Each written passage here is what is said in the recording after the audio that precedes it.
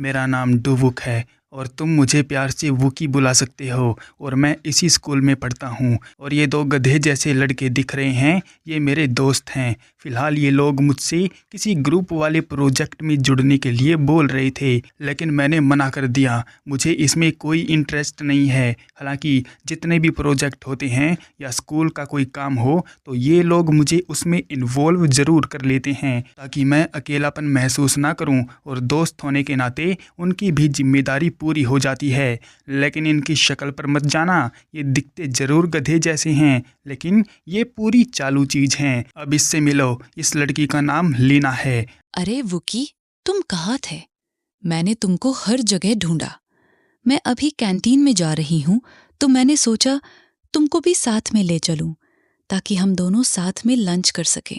अब इन दोनों को देखो, लड़की देखी नहीं कि उस पर लाइन मारना शुरू। ये दोनों चाहते हैं इस लड़की के साथ खाना खाएं, लेकिन वो लड़की मेरे साथ डिनर करना चाहती है, लेकिन मेरा मन नहीं है, इसलिए मुझे नहीं जाना। अब वुकी नहीं जा रहा है तो मेरा भी जाने का प्लान कैंसिल हो गया है। और फिलहाल मुझे और भी बहुत काम है, इसलिए मैं जा रही हूँ। बाय। दोवे। और इस वाले लंच प्लान को कैंसिल करने के लिए मुझे माफ़ कर देना। फिर कभी देख लेंगे।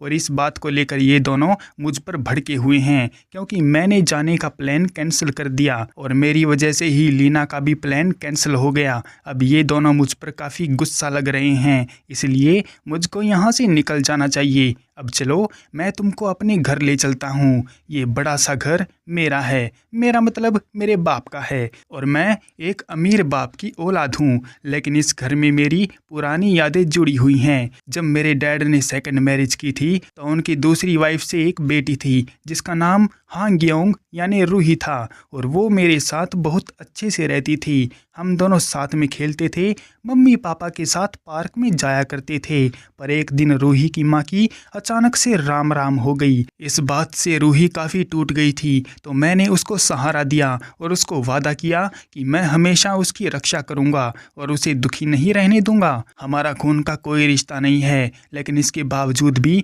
हमारे बीच काफ़ी अच्छी बॉन्डिंग है। फिलहाल गेट खुल गया है, तो चलो अंदर चलते हैं। तो तुम आ गए। पूछ सकती हूँ तुम लेट कैसे हो? एक बात कान खोल के सुन लो। स्कूल खत्म होने के बाद सीधा घर पर आया करो। और इतनी देर बाहर खड़े खड़े क्या कर रहे थे? अगर मैं यहाँ ना बैठी होती और दरवाज़ा ना खोलती तो तुम बाहर बहुत बोर हो जाते।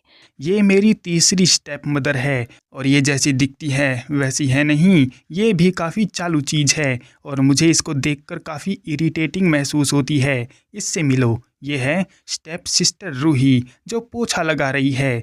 अरे वुकी, तुम आ गए। मुझे तो तुम्हारे आने का पता ही नहीं चला। लेकिन मुझको देखते ही ये ऐसा दिखाने की कोशिश कर रही है मानो मैंने इसको पोछा लगाते हुए देखा ही नहीं। रूही, तुम ऐसा काम क्यों करती हो? अरे नहीं नहीं, ऐसी कोई बात नहीं है। मैं बस घर में पड़ी पड़ी बोर हो रही थी, इसलिए सोचा घर का थोड़ा काम ही कर लूं। चाहे तुम कितनी भी बोर क्यों ना हो, लेकिन तुम ये काम बिल्कुल भी नहीं करोगी। अरे ठीक है, समझ गई। तूने कुछ खाया नहीं होगा ना? चल, तेरे लिए खाना बनाती हूँ। हाँ, भूख तो मुझे बहुत लगी है। जल्दी से कुछ खिला दे और सच बता, मुझे खाना खाते हुए देख, तुझे अच्छा लगता है ना? अरे हाँ, मुझे मज़ा आता है, तभी तो देखती हूँ ना। हमारे बीच बहुत प्यार था, लेकिन मुझे नहीं पता था कि स्टेप मदर को ये बात बिल्कुल भी पसंद नहीं है और हमारे रिश्ते पर उसकी नज़र लगने वाली है। अरे रूही, तुम इतना कम क्यों खा रही हो? तुम्हें तो ढेर सारा खाना खाना चाहिए, ताकि तुम थोड़ी हेल्दी हो जाओ। देखो तो अपने आप को, कैसे लकड़ी की तरह सूखी हुई हो। अरे नहीं नहीं, मुझे ज़रूरत नहीं है। अगर मैं ज़्यादा खाऊंगी तो मोटी हो जाऊंगी। मैं पतली ही ठीक हूँ। तुम खाओ, तुम खाकर एक तगड़े से शेर जैसे बन जाओ। हम सब ने अपना खाना ख़त्म कर लिया था, तो मैं बिस्तर पर जाकर कुछ देर किताब पढ़ने लगा। रूही अभी अपने कमरे में जाकर सो गई थी। किताब पढ़ते पढ़ते मुझे नींद आने लगी थी, तो मैं किताब रखकर सो गया। लेकिन देर रात को मुझे कुछ एहसास हुआ कि कोई मेरे कमरे में दाखिल हुआ है। वो मेरी स्टेप मदर थी। उन्होंने मुझसे बात करने की भी कोशिश की, लेकिन मैंने उनका कोई रिस्पॉन्स नहीं दिया। इन सब की वजह से मुझे पूरी रात नींद नहीं आई और अब सुबह मेरी आंखों के नीचे डार्क सर्कल पड़ गए हैं। कैसे हो मेरे दोस्त? देखो, मैं तुम्हारे पीछे ही खड़ी हूँ। ओह लीना, तो ये तुम हो। अरे क्या हुआ? तुम काफी उदास लग रहे हो और देखने से लग रहा है तुम्हारी नींद भी पूरी नहीं हुई है। आखिर बात क्या है?